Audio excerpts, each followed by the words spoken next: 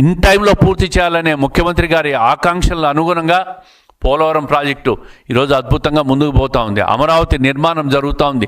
రాయలసీమలో హంద్రీనివా ప్రాజెక్టులు కావచ్చు, ఈరోజు లైనింగ్ పూర్తయి చివరి ఆయకట్టు అయిన కుప్పం వరకు కూడా కృష్ణా జలాలను తీసుకుపోయే ఘనత ఈరోజు చంద్రబాబు నాయుడు గారిది. కడపలో ఉన్న జిఎన్ఎస్ఎస్ ప్రాజెక్టు కూడా ఈరోజు అడ్మినిస్ట్రేటివ్ శాంక్షన్ ఇచ్చి 1000 కోట్లు కేటాయించి కడప వరకు దాన్ని పూర్తి చేయాలని ఆదేశాలు ఇచ్చిన నాయకుడు మన చంద్రబాబు నాయుడు గారు. అదేవిధంగా నీ హయాంలో 3 సార్లు స్టీల్ ఫ్యాక్టరీకి టెంకాయలు నువ్వు కొట్టిపోతే అంగుళం కూడా ముందుకు పడకపోతే ఈరోజు స్టీల్ ఫ్యాక్టరీని ప్రారంభించి ఈరోజు కార్యక్రమాలన్నీ కూడా నిర్మాణ కార్యక్రమం కూడా ఈరోజు శరవేగంగా ముందుకు పోయి జిందాల్ వాళ్ళతో ఒప్పించి చంద్రబాబు నాయుడు గారి ఫేస్ వాల్యూతో ఆ స్టీల్ ఫ్యాక్టరీ నిర్మాణం కూడా కడప జిల్లాలో అద్భుతంగా ముందుకు పోతున్న కార్యక్రమం.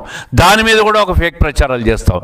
ఫేక్ ప్రచారాలతో జగన్మోహన్ రెడ్డి గారి పార్టీ ఒక ఫేక్ పార్టీగా తయారైపోయింది.